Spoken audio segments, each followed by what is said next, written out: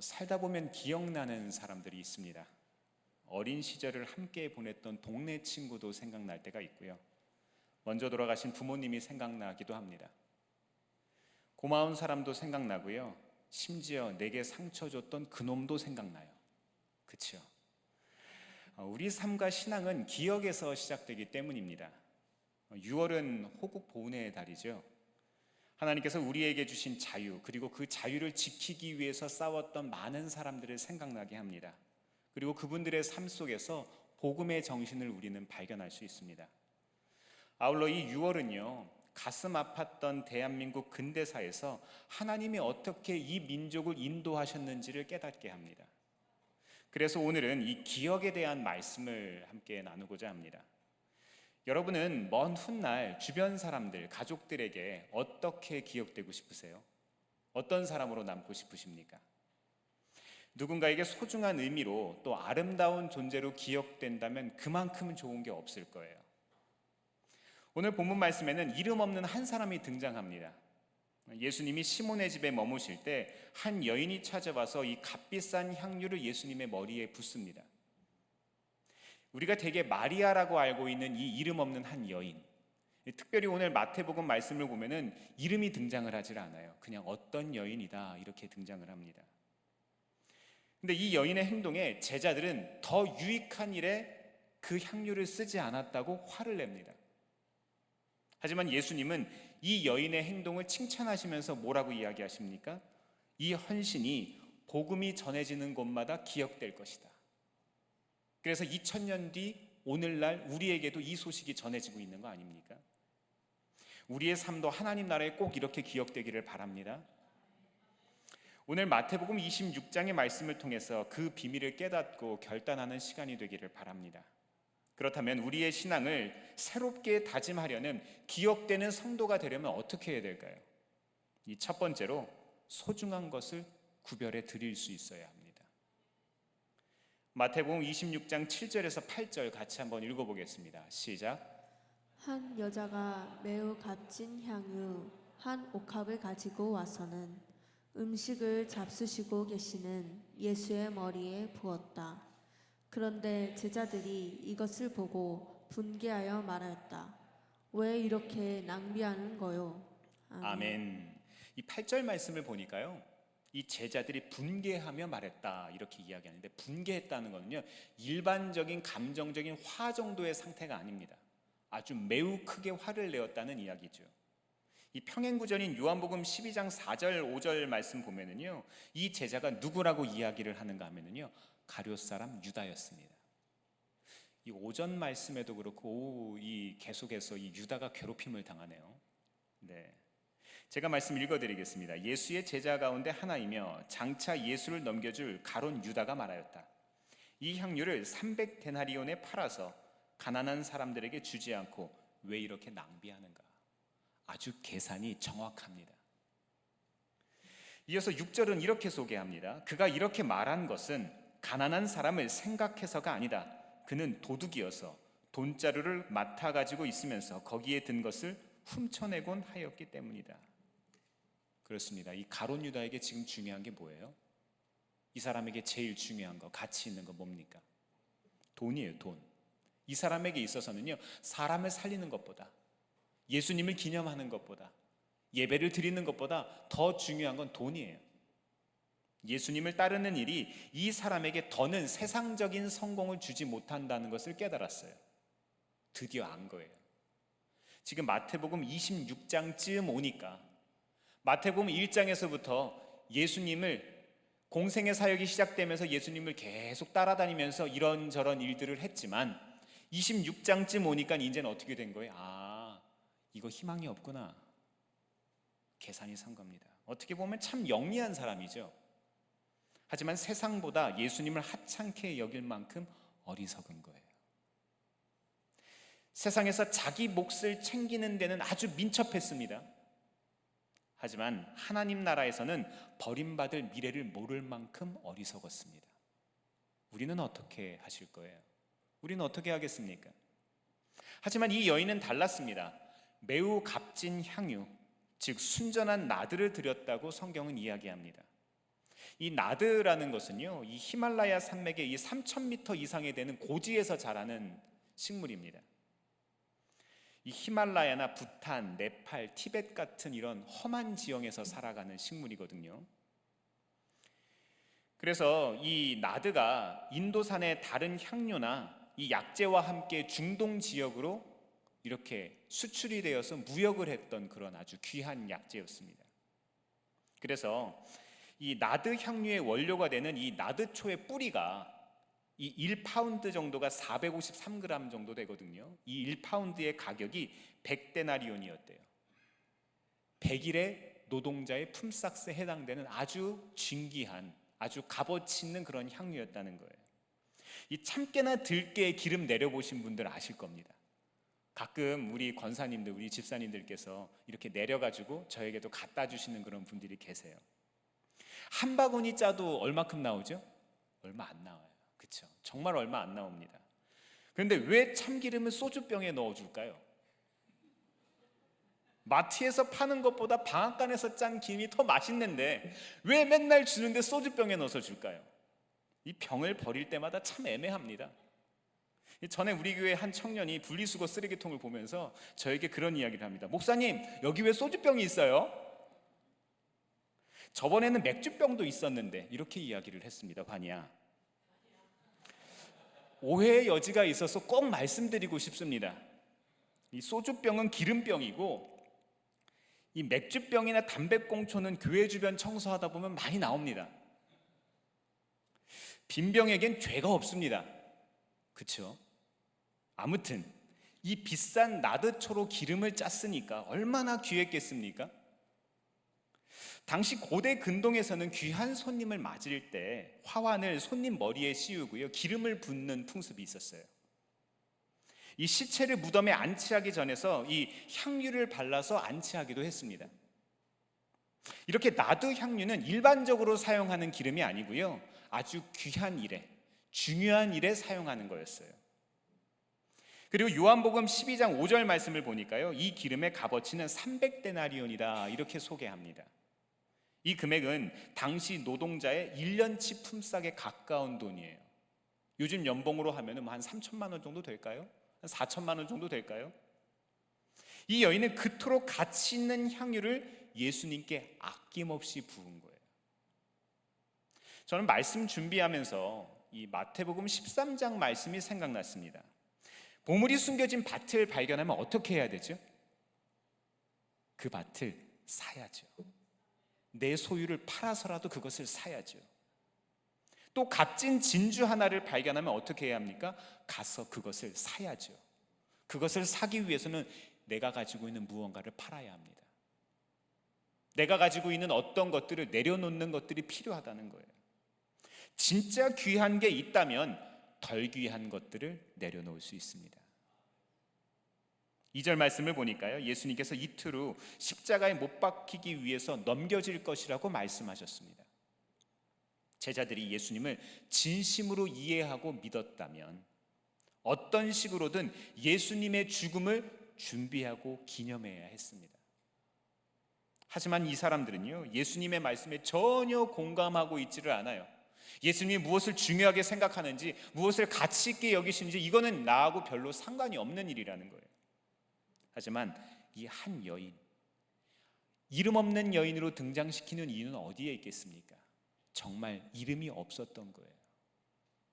정말로 이 사회 속에서 존중받지 못하고 중심인이 되지 못하고 주변부에 있어야만 했던 힘없는 한 여인의 이 행동이 예수님께 가장 귀한 일이고 값진 일이었다는 것입니다. 이 여인만 이 사실을 공감하고 있습니다. 이 여인이 부었던 향유 냄새는요, 아마 예수님이 십자가에 달리는 순간까지 아마 없어지지 않았을 거라고 저는 생각해요. 사랑하는 성도 여러분, 우리에게 가장 소중한 것이 무엇입니까? 가장 귀한 게 뭐예요? 무엇을 예수님께 드릴 수 있겠습니까? 성숙한 신앙이라면, 예수님을 섬긴다면 이 여인처럼 드릴 수 있어야 돼요. 구별할 수 있어야 돼요. 아브라함은 믿음으로 아들 이삭을 하나님 앞에 구별했을 때 비로소 의롭다 여김을 받지 않았습니까? 물론 우리가 많이 드린다고 더 의로워지는 게 아니에요. 조금 드리면 덜 의로워지는 것이 아닙니다. 성경은 그런 것을 이야기하진 않아요. 그러나 과부의 두렙돈처럼 정말로 할 수 없는 중에 구별했던 것을 하나님이 기억하세요. 우리의 마음의 중심이 어디 있냐가 중요하다는 것이죠. 우리의 삶에 가장 소중한 것을 구별하는 믿음, 그게 가장 중요하다 이 말입니다. 하나님은요, 우리의 마음의 중심을 보세요. 기억하시길 바랍니다. 우리가 가장 귀하게 여기는 것을 하나님보다 가볍게 여길 때 하나님은 우리를 구별하세요. 그것을 가치 있다고 이야기하세요. 그런 우리를 의롭게 여겨주실 뿐만 아니라 그런 우리의 삶을 하나님은 기뻐하세요. 이 시간 소중한 것을 구별할 수 있는 믿음이 회복되기를 바랍니다. 두 번째로 기억되는 성도가 되려면 어떻게 돼야 될까요? 때를 놓치지 말아야 합니다. 때는 지나갈 수 있어요. 제자 가운데 가룟 유다는 향유를 팔아서 가난한 사람들에게 주는 것이 옳지 않겠냐고 이야기를 하죠. 그러자 예수님이 이렇게 이야기하십니다. 26장 11절 말씀 같이 읽어보겠습니다. 시작. 가난한 사람들은 늘 너희와 함께 있지만 나는 늘 너희와 함께 있는 것이 아니다. 아멘. 하지만 제자들은 이 말씀의 뜻을 잘 알지 못했습니다. 의미를 모르는 거예요. 예수님은 향유를 아까워하는 제자들과는 달리 오히려 이 여인이 소중한 헌신의 기회를 놓치지 않았다고 이야기하시는 거예요. 때가 있다는 거예요. 무엇이든. 공부에는 뭐가 있어요? 때가 있어요. 그렇죠? 만남에도 때가 있습니다. 운동에는 때가 없어요. 운동하셔야 돼요. 체력은 영역입니다. 오늘 말씀을 읽다 보면요, 다른 상황에 반복되는 표현이 하나 나오는데요. 3절과 14절입니다. 한번 말씀을 눈으로 한번 볼까요? 뭐죠? 네, 맞습니다. 그때에라는 표현이에요. 그때에. 종교 지도자들이 모였던 그때와 가룟 유다가 예수님을 넘겨주려고 했던 그때가 어떤 때라는 거예요? 평행을 이루고 있어요. 같은 때라는 거예요. 종교 지도자들과 이 제자들이 기대했던 하나님의 나라와 예수님이 이야기하고 계시는 그 하나님의 나라가 다른 거예요. 두 천국의 가치가 충돌하고 있습니다. 예수님을 통해 민족의 해방과 독립을 꿈꿨던 유다 입장에서는요, 아마 예수님이 나를 배신했던 거예요. 그렇죠? 유대 지도자들 입장에서는요, 하나님의 아들이라고 말하면서 사람들의 죄를 용서하고 다니는 그 예수님의 모습이 이단자였을 겁니다. 이 마태복음에서는요, 아주 세밀하게, 아주 면밀하게 이 종교 지도자들, 제자들, 그리고 향유를 부은 여인들까지 이 모든 세 종류의 사람들의 삶을 비교하고 있어요. 그러면서 우리가 꿈꿔야 할 하나님의 나라는 어떤 것인가 라고 이야기를 하고 있는 거예요. 예수님 당시엔 남녀 간의 공간 구별이 엄격했습니다. 최근에 이 이스라엘 사람들이 공습을 받을 때 이란이 공습했잖아요. 사실 이스라엘이 먼저 했죠. 그러나 이 공습을 받을 때 그 벙커에 들어가 있는 사람들의 모습을 이렇게 영상으로 찍은 게 돌더라고요. 제가 그것을 어저께 봤더니 남자들은 같은 벙커인데도 남자들은 남자들끼리 모여 있고요, 여자들은 여자들하고 아이들끼리 모여 있어요. 우리나라도 옛날에는 그랬습니다. 그렇죠? 남녀 간의 공간 구별이 엄격했습니다. 교회에도요, 옛날엔 그랬대요. 왼쪽과 오른쪽에 이 사이에 커튼이 쳐져 있었대요. 그래서 남자, 여자 이렇게 따로 앉았대요. 이해가 되시죠? 무슨 얘기를 하는지. 오늘 말씀의 장소는요, 예루살렘에서 4km 정도 떨어진 베다니 시몬의 집이었습니다. 예루살렘을 왕래하면서 명절을 보냈던 예수님과 제자들이 이 시몬의 집에 초청받아서 식사하고 있는 자리였을 거예요. 그러니까 지금 이 공간에는 누가 있는 거예요? 남자만 있는 거예요. 여자는 있지 않습니다. 우리 교회 오래전에 그 간증 오셨던 이재열 집사님이 사우디 왕족의 초청을 받아서 그 이제 비즈니스를 하러 사우디에 가셨어요.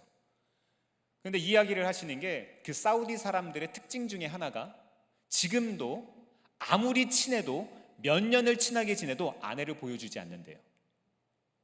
남녀의 공간 구별이 엄격한 거예요. 그런데 이때 남자들만 식사하는 자리에 누가 들어온 거예요? 여자가 들어온 겁니다. 이거는 문화적으로 전통적으로 아주 심각한 일탈 행위인 거예요. 있어서는 안 되는 행동을 한 겁니다. 무엇보다 이 여인이 귀한 향유 한 옥합을 가져와서 예수님의 머리에 부은 것은 아주 큰 충격이었던 거예요. 보다 못한 제자들이 분노합니다. 이건 말도 안 되는 거예요. 무슨 의도로 그 귀한 향유를 낭비하느냐, 이렇게 이야기합니다. 제자들이 이 여인의 행동을 왜 낭비로 봤을까요? 이 사람들이 그냥 눈으로 보기에는 어떤 거예요? 이 향유가 다 흘러내렸잖아요. 그렇죠? 나드 향유를 사용하는 법은요, 손에 이렇게 찍어서 이렇게 머리에 발라주는 거예요. 이거를 붓는 게 아니라고요. 근데 이거를 다 부어버렸잖아요. 땅바닥에 다 흘러서 넘쳐버렸습니다. 근데 이들이 한 가지 간과한 사실이 있습니다. 쏟아지는 비싼 향유는 봤는데 향유보다 값진 예수님을 보지 못했다는 거예요. 우리도 살아가면서 이런 상황들을 만납니다. 이런 때를 만나요. 예수님의 사랑을 나눌 수 있는 기회를 만납니다. 그럴 때 어떻게 오셨어요? 어떻게 하셨습니까? 눈 한번 찔끔 감고 그냥 지나갑니까? 그냥 흐린 눈 하면 되는 거예요? 예전에 제가 사역했던 교회 그 김주영 목사님께서는 사업장 개업 예배 가시면 꼭 이런 말씀을 하셨어요. 나중에 1,000만 원, 나중에 1억 드리겠다고 하지 마시고 지금부터 형편껏 한 달에 10,000원, 한 달에 10만 원을 모아보세요. 그렇게 목적을 정하고 모으고 실제로 나누다 보면 어느새 내 삶이 목적이 이끄는 삶으로 들어가게 됩니다. 이렇게 이야기하셨어요. 사랑하는 성도 여러분, 섬길 수 있는 기회를 꼭 잡기를 바랍니다. 그 기회는요, 아무에게나 오는 게 아니에요. 아무 때나 찾아오는 게 아니에요. 헌신이라는 것은요, 모든 조건이 갖추어졌을 때 하는 게 아니에요. 기회가 왔을 때 할 수 있는 일을 하는 겁니다. 세상적인 계산과 합리적인 판단을 앞세웠던 제자들처럼 말고 이 여인처럼 기회가 왔을 때 붙든다면 우리의 이름이 기억될 겁니다. 우리가 시작하면 하나님이 역사하세요. 꼭 이런 놀라운 복을 우리 모두가 경험할 수 있기를 바랍니다. 이 세 번째로 기억되는 사람이 되려면 어떻게 해야 될까요? 다른 것이 아니라 복음을 위해서 일해야 합니다. 26장 12절 말씀 같이 읽어볼까요? 시작. 이 여자가 내 몸에 향유를 부은 것은 내 장례를 치르려고 한 것이다. 아멘. 이제 예수님 공생애의 거의 마지막을 향해서 가고 있는 즈음이에요. 그렇죠? 26장 본문에는요, 바로 뒤에 읽다 보면은 이 최후의 만찬, 마지막 만찬의 이야기도 등장을 합니다. 예수님은 이때쯤 되셨을 때 이제 거의 마지막이 되었다 하셨을 거예요. 6월절 어린 양으로 새 출애굽의 제물이 되어서 돌아가셔야 한다는 것을 아셨습니다. 이 십자가의 시간이 다가오니까 이 종교 지도자들도 바쁩니다. 제자들도 바빠요. 이 여인도 바쁩니다. 예수님도 다 바빠요. 지금 각자 자기 할 일들을 열심히 하고 있어요. 그런데 열심히 하는 것보다 뭐가 중요한 줄 아세요? 잘 하는 거예요. 옳은 길로 가는 거예요. 제가 아는 후배 하나가 있는데 그 후배는요, 제가 아는 한 대한민국에서 가장 열심히 공부하는 친구예요. 근데 모든 시험에 떨어져요. 왜 그럴까요? 안 나올 것만 골라서 하는 거예요. 열심히 하는 게 중요한 게 아니라니까요. 제대로 된 길을 가는 게 중요합니다. 종교 지도자들은요, 예수님을 어떻게 잡아 죽일까 바쁩니다. 이 여인은 십자가에 달린 예수님의 장례를 미리 준비하느라 향유를 붓기 바빠요. 이를 보고 분노하는 제자들은요, 돈 계산하기 바빠요. 자기 자리 계산하느냐고 바빠요. 이때 예수님은 주위에서 오해받고 비난받은 이 여인의 행동을 뭐라고 이야기하세요? 내 장례를 위하여 한 일이다. 내 장례를 위하여 한 일이다. 예수님의 장례는 십자가에서의 죽음을 의미합니다. 그렇죠? 단순한 장례가 아닌 거예요. 이 여인은 잘 몰랐지만 성령의 이끄심을 따라 복음을 위해서 살았어요. 우리가 옳은 일을 선택하잖아요. 옳은 것을 우리가 행동하잖아요. 그러면 우리 안에 살아계신 성령의 인도하심을 받을 수 있어요. 그럴 수 있는 거예요. 내가 한때 아무리 성령으로 충만했어도, 내가 아무리 오래 믿은 직분자여도 내가 그것을 붙잡지 못한다면 우리는 쓰임받을 수가 없어요. 이 여인은 잘 몰랐지만 복음을 위해서 살았고 예수님은 이것을 인정해 주신 겁니다. 복음이 전파되는 곳마다 이 여인의 행한 일이 기억될 것이다, 이런 극찬이 어디 있습니까? 강권합니다. 우리의 믿음의 여정, 우리의 삶도 꼭 이와 같기를 바랍니다. 이처럼 사는 날 동안 복음을 위해서 헌신할 수 있다면, 우리의 삶이 하나님과 믿음의 공동체에 기억된다면 이보다 더 소중하고 가치 있는 일이 없을 거예요. 우리의 일상 가운데 이런 헌신, 이런 인정이 꼭 있기를 바랍니다. 사도행전 4장 12절 말씀 같이 한번 읽어보겠습니다. 시작. 이 예수밖에는 다른 아무에게도 구원은 없습니다. 사람들에게 주신 이름 가운데 우리가 의지하여 구원을 얻어야 할 이름은 하늘 아래에 이 이름밖에 다른 이름이 없습니다. 아멘. 우리가 구해야 할 가장 좋은 이름이 예수님의 이름입니다. 예수님을 위해 사는 것은요, 어떤 것과도 바꿀 수가 없어요. 복음을 위해서 사는 삶, 이것이 가장 값진 일이라는 거예요. 오늘 본문 13절 말씀 보니까요, 이 여인의 헌신은 복음과 함께 기억되었다. 지금 계속 제가 반복해서 이야기하잖아요. 기억되었다. 예수님께 향유를 부어드린 이 한 여인의 행동, 이 사람의 행동은요, 십자가를 앞두고 계신 예수님의 마음에 큰 위로가 되었을 겁니다. 예수님은 높임받기에 마땅하신 분이시죠. 우리가 꼭 기억할 게 있어요. 우리는 그분의 사랑에 빚진 존재들이에요. 세상에 있는 이웃들을 예수님처럼 여기고 섬길 수 있기를 바랍니다. 한 사람 한 사람을, 우리 주변에 있는 사람들을 예수님처럼 섬길 때 우리의 삶이 복음과 함께 기억되는 거예요. 사랑하는 성도 여러분, 요즘 뭐 때문에 가장 바쁘세요? 우리의 마음에 가득 차 있는 거에 뭡니까? 누구 때문에 바쁘세요? 신앙생활 목적이 어디 있습니까? 길을 잃어버리지 않으려면 속도보다 뭐가 중요해요? 방향이 중요합니다. 방향을 잡는 가장 좋은 방법이 뭘까요? 예수님의 십자가를 바라보는 겁니다. 이 시간 우리의 신앙의 방향이 조정되어야 돼요. 그 예수님이 좋은 분이시기 때문에 그렇습니다. 1964년 미국의 심리학자 로젠탈과 제이콥슨이요, 한 초등학교 아이들을 대상으로 실험을 하나 했습니다. 아주 흥미로운 실험이었는데요, 이 연구자들은 무작위로 몇몇 학생들의 이름을 골라서 교사들에게 이렇게 이야기한 거예요. 이 아이들은 특별한 잠재력이 있습니다. 앞으로 성적이 크게 오를 거예요. 이런 이야기를 한 거예요. 물론 이 말은 사실이 아니었습니다. 그냥 무작위로 아이들을 뽑아서 이야기한 거예요. 해당 학생들은 아무런 선발 기준도 없이 그냥 뽑힌 거예요. 하지만 몇 개월 뒤에 정말로 이 아이들의 학업 성취도가 눈에 띄게 성장을 했습니다. IQ 검사도 실제로 올랐고요, 교사 평가에서도 더 긍정적인 반응을 보였습니다. 왜 그랬을까요? 왜요?